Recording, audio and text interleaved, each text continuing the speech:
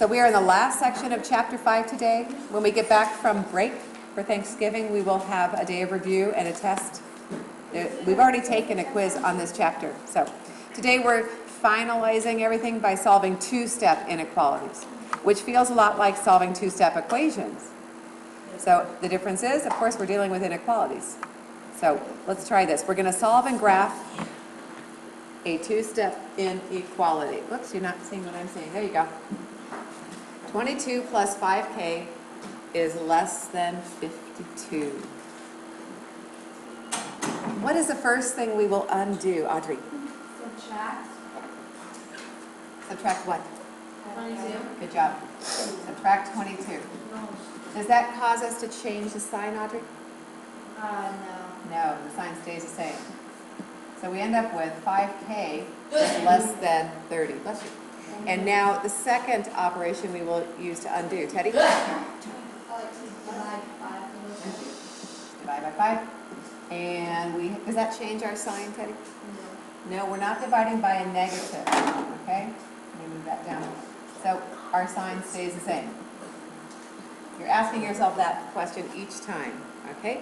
So there we have solved it, which means isolate the variable. That's what that means.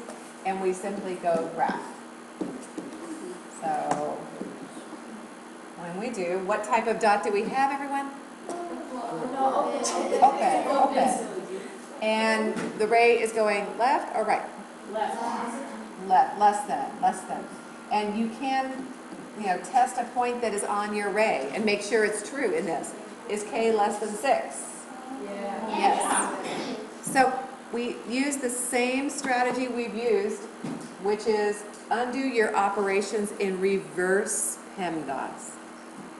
We undo any addition and subtraction first, and then we undo any multiplication and division.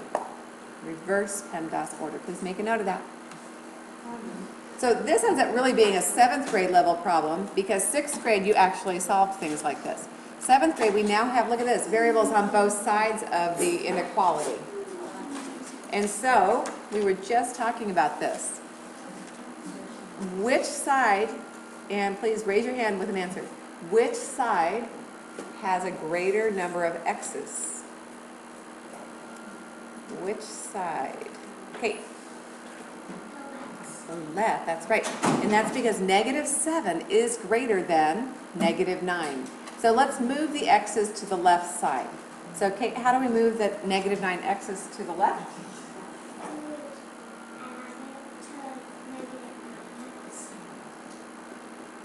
We add -9x, okay? And we're moving the x's then to the left. Now, addition and subtraction don't change the sign. So we leave the sign the same. And we end up with -16 on the right. And on the left, Kate, what do we have? -7x plus 9x. Good job, 2x plus 10. And now we're right back to where we were yesterday, or in the previous screen, right? Where we have a little two-step problem. So, Gabe, what are we going to undo next? We need to isolate x, so what will we undo? Undo the adding. Okay, so how do Subtract we? 10. Good job. Subtract 10. Subtract 10. Does that change our sign, our inequality sign? No. Addition and subtraction don't change the sign, right? So we have 2x, and Gabe, what is it? -16 minus 10. -6. -16 minus 10 is the same as -16 plus a -10. Oh, -26. -26. Okay? And then, Gabrielle, what are we going to do to isolate x now? We're going to divide each side by 2. Good job. And does that change our sign? Yes. Are we dividing by a negative? No. So it doesn't change the sign, okay? We're only when dividing or multiplying by a negative do you change the sign.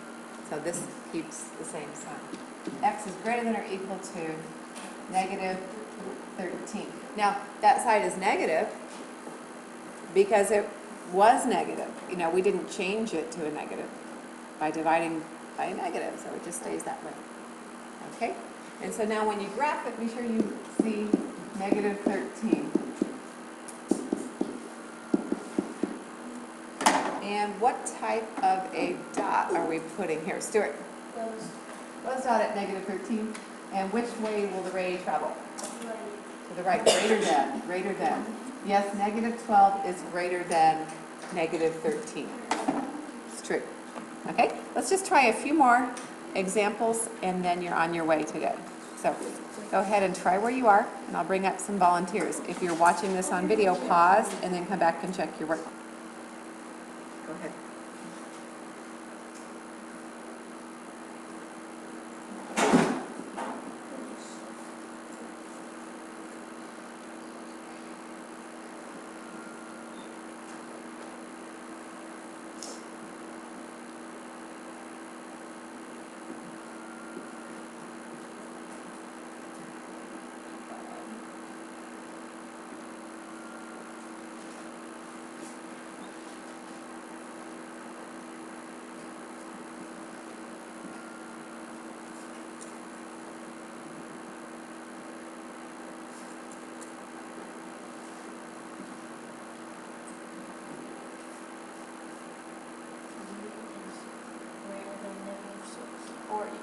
Okay, and take a look back up at your second step. You divided both sides by a, so what should that do?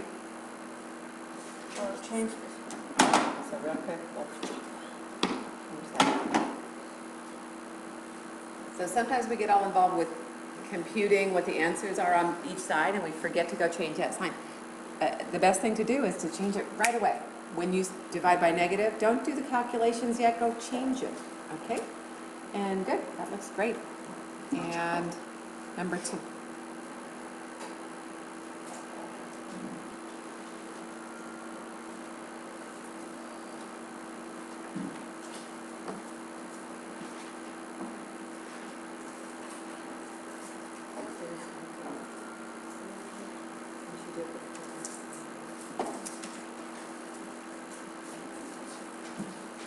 Okay, you're looking at reverse PEMDAS, right? So is there any addition or subtraction?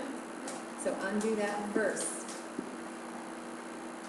Or actually, wait, I'm just looking at it now.